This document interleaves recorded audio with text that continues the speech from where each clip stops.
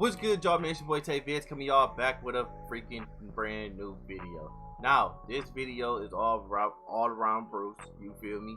Why he became the most hated the most hated streamer. I feel like he's not the most hated streamer. I just feel like Bruce just got that energy. Like, man, you don't fuck with me, I don't fuck with you. You feel me? If you don't want to be my friend, I don't want to be your friend type of energy. You feel me? I think that's how bro was raised. You feel me? So it's like he's not the most hated because it is some other most hated streamers in this streamer industry, bro. But my thing is, Bruce ain't the most hated, bro. It just, Bruce just don't like that fuckery bullshit that goes on within the industry, as you can tell why he's spazzing out, bro. But enough of me talking, man. Make sure y'all like, comment, subscribe, hit the bell for y'all boys talk update, man. Let's go ahead and get into this video. So over the years, BruceDropEmOff has become one of the biggest streamers in the world, and over the years, thousands of people have grown to love him, and at one point, he was many people's favorite streamer. But within the past 2 years, it seems like all of that love that BruceDropEmOff was once receiving is now turning into a form of hate. But why and how exactly does BruceDropEmOff manage to get all of this hate on the internet? Well, that's probably what you're here to figure out. So if you're new to the channel, don't forget to hit that subscribe button to join the trap house with the biggest trapper. And while you're at it, don't forget to click that very first link down below in my description to join my Discord server and become an official member of the community. Now, with all of that being said, let's get into how BruceDropEmOff became the most hated streamer on the internet. Okay, so if you've been watching Bruce at all over the years, then you know that him speaking his mind is nothing new to BruceDropEmOff at all. In fact, BruceDropEmOff's rise to becoming one of the biggest streamers literally all started about 8 years ago when he was in his room just roasting other big streamers within the community. I don't fuck with you, bro. I don't. I'm sorry. I don't fuck with you, nigga. So wait, stop DMing me asking me for a feature, bro. I don't fuck with you, bro. Deadass. Oh, so this shit happened way 8 years ago. So this nigga was already doing this shit. Oh damn, so that's where all this shit came from. Alright, now it's understanding. And over time, BruceDropEmOff began getting a name within the 2K community, and this led to him expanding more and more, and then eventually making his way over to the quote-unquote poggers community. And honestly, he was one of the first streamers that I give credit to for really merging like the quote-unquote W and L community with the poggers community. Now I feel like that whole thing is like slowly starting to fade away, but Bruce was definitely like one of the first streamers I feel like that was a heavy part of both. And with Bruce being tapped in with both of these communities, of course it came to a point where he would start growing rapidly, and he quickly became one of the biggest streamers on all of Twitch, as well as building a core fan base that goes by the name of DEO.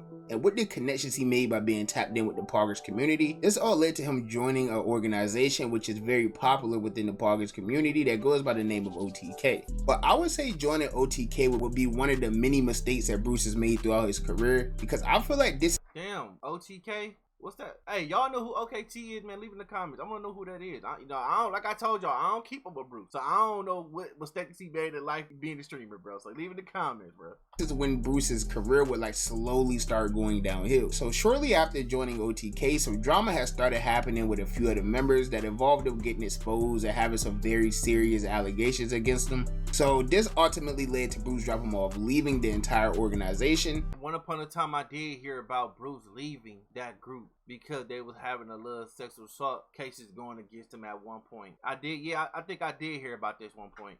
And when he left OTK, he would start beefing with one of the other members of OTK that goes by the name of Miskiff. Now, I'm sure all of you probably know Miskiff. He's a very big Twitch streamer within the poggers community. He was also one of the key parts of the organization OTK. And this would lead to BruceDropEmOff completely falling out with Miskiff entirely. Miska, stop texting my phone. You are blocked. Nigga, don't ever come at me like that ever a day in your fucking life. I did way more for you than I was even supposed to. You supposed to be sending good energy, nigga. I should have left when your bitch ass got exposed. It's just weird energy because I left. So that was like the first little minor wave of hate that Bruce would receive. But to fast forward, because we could literally be here all day talking about like all the drama Bruce has been through. So as most of you probably know, while Bruce was streaming on Twitch, he also became very close friends with Your Rage, and he will also eventually become very good friends with another streamer by the name of Kasanat. And these three streamers, when they were friends, they was probably like the biggest trio on Twitch. They always did collabs. In fact, they had a very popular like title for their collab, which was Boys Night. And that would even grow into something a little more bigger than that. And they would even start like their own mini group titled DYK. And it really did start to seem like this trio was going to become one of the biggest streaming groups that there was. I ain't gonna lie, them three was going crazy. Every time I clicked on their stream, they was going stupid, bro. They literally had boys nights going crazy, bro. Shit to the point where they had all the boys on the stream entertaining it, bro. Like straight up, bro. Boys night was going crazy, bro. Like they even planned to release merch at one point, although I don't ever think it ended up dropping. And sadly, this whole DYK thing would eventually all be very short-lived, because as time passed, it seemed like Bruce started drifting away a little bit from Casanat and Your Rage. For a period of time, fans wanted to know where the DYK streams were at. Why weren't we getting any more boys night streams? What was going on with the three? Were they still friends? And no one would really know what was going on with the whole DYK thing all the way up until October 12, 2023. And this day would end up being one of the worst moments of BruceDropEmOff's entire streaming career, because one of his moderators at the time would end up leaking BruceDropEmOff's messages from a Twitter group chat. That shit was crazy. That shit was crazy. That would kicked it all off right there when that person, his monitor, literally released all the text messages, bro, behind closed doors. That shit, he lost all respect from everybody, bro. And the messages that he leaked were pretty bad. These messages consisted of BruceDropEmOff just talking bad about his current friends at the time, Your Rage and Casanat, and also streamers like Aiden Rawls and Speed. And he was even talking about Lil Yachty, who was also one of his good friends at the time as well. And honestly, most of these messages really stemmed from BruceDropEmOff feeling like these streamers were stealing his content ideas. Like one of the screenshots was him talking to Your Rage about a potential trip to Japan, but Your Rage told him that he couldn't make it due to being busy. And shortly after having this conversation with Rage about going to Japan, Kai and Speed would announce that they were planning to go to Japan for an episode of their show that they were doing like on Rumble. 3, 2, 1. We are going to Japan!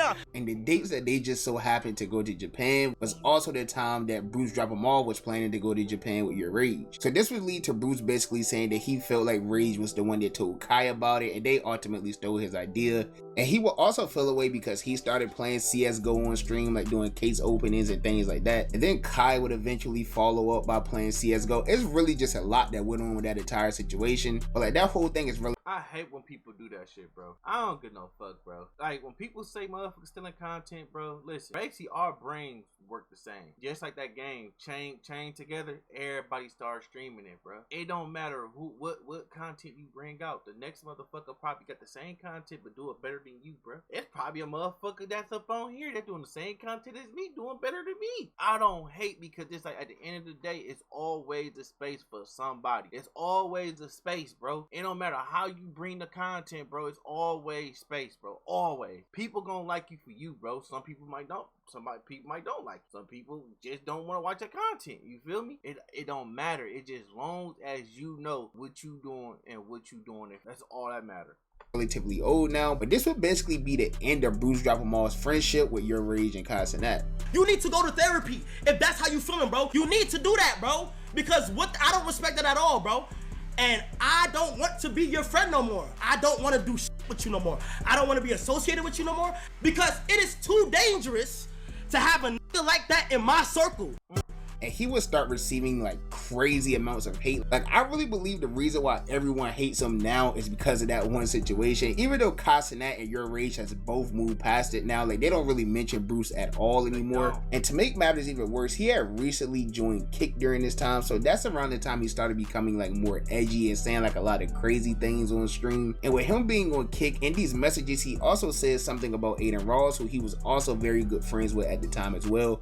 They was doing a lot of content together because they were both on Kick. It seemed like they were really good friends, at least on camera. So this would lead to him getting even more hate from Aiden's community. And you know, once them AR loyals hate you, it's like bad forever. Like they're gonna start doing everything they can to make your life like terrible, bro. So with all of this hate that Bruce started receiving while he was on Kick, this would all end up leading to his viewership dropping massively. Now, people could have their own reasons as to why they think his viewership dropped. You could say it's because of the hate. You could say it's because he's on Kick and Kick is a dead platform. Or you could just run with this narrative that he quote unquote fell off. But his Kick contract would eventually come to an end and he switched back to Twitch. His numbers would end up skyrocketing once again. And he will also manage to gain over 13,000 subscribers in just his first 2 weeks of being back on Twitch. So whether you hate him and say he fell off or whatever the case may be, clearly that wasn't the case when he first came back.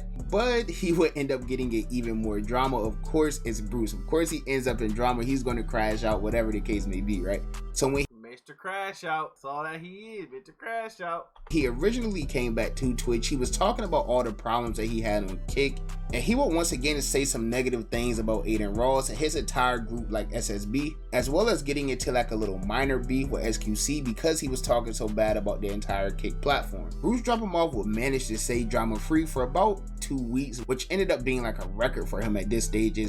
That's gay as a bitch. I ain't gonna lie to you, bro. If a man cut your hair with his shirt off, bro, put your motherfucking shirt back on. Bro, what the fuck is you doing, bro? Like, that shit just gay to me, bro. His career, but he would end up going on his burner account and saying like a lot of like slurs and whatnot, and this would lead to his burner getting banned on Twitch, which also meant that he couldn't stream on his main account because it would be like a ban evasion, which would result in him getting permanently banned. So he would end up taking like another 2 to 3 week break away from streaming. So he would use this time to go on vacation in Japan while he was banned, and once he managed to get unbanned, he would make his return to streaming, and he managed to stay drama free for about 3 days, all the way up until July 8th, where he would get in a lot more drama and receive a lot more hate. Because around this time, this is where the whole like Sketch situation happened, where Sketch had got massively exposed online about like things he used to do in his past life and everything. We're not even gonna get into that. I posted a video about it if you want to go watch it. But BruceDropEmOff would then go live, but he would make like a lot of jokes about the situation and do a whole lot of trolling and just give his overall opinions on this entire Sketch situation. It's in my ass, brother. Slide it in, take it out. Pineapples. Oh my God, Sketch, yes, you came out the closet, yes, let me that fat white ass. Like, everybody that fuck with that nigga literally wants to fuck him, bro. I know y'all. And if you know BruceDropEmOff, you know that that's what he literally made his career off of: trolling, making jokes, getting people upset. That's what he does. That's always been Bruce. Like, his core community knows that he's not really meant to be taken like as serious as people are taking him. But of course, this would end up upsetting a lot of people. Like, people were wishing death on him. People were wishing that he got banned again. Like, people were literally just wishing the absolute worst for Bruce because of the things that he was going live and saying about Sketch, as well as like all the things he had already done in the past. I make a couple jokes. Y'all over here sending me death threats. I had to go buy 13 new guns. What the fuck wrong with y'all? And after receiving all the hate for that, he would once again take another break from streaming, and this time he would be gone for another 2 to 3 weeks, but he would be active on his Twitter account, like promoting like his artists and all of that with his Ball Hog record label. But this time his time away from streaming would be extended. Oh, he got a record label? See, now that's tough. That's tough right there. I ain't gonna lie. That's raw as hell. Not gonna lie, he got a record label, bro. I ain't even know that about, bro. That's what's up though, bro. Because he's also going through some drama in his personal life involving like a breakup with his longtime girlfriend and things like that we're not even going to get into because it's none of our business. I'm really just here to talk about like the actual content side of things. He would make his return to streaming just a few hours ago on July 28th, and this stream was literally just meant to be like a little heart-to-heart between him and his viewers, explaining to his viewers what was going on within his personal life. But while he was streaming, another streamer who's a member of the new FaZe Clan, who goes by the name of Lacey, was also streaming, and people was coming into Bruce's chat basically saying like, yo, Lacey's talking about you, he's talking crazy. And this would lead to Bruce basically saying he doesn't care about Lacey, he doesn't care about FaZe or anything like that. Nigga, you think I give a f if Lacey is live? Nigga, f that fat white ass nigga. You think I give a f? Nigga, f FaZe. And after saying that on stream, he would receive some messages from FaZe Banks, and then FaZe Banks would end up calling him, and he would end up saying some pretty crazy things to Bruce. What? Yo, just know I'm smacking the shit. What? Okay. Oh. And fucking your bitch. For real? But I'm gonna take one.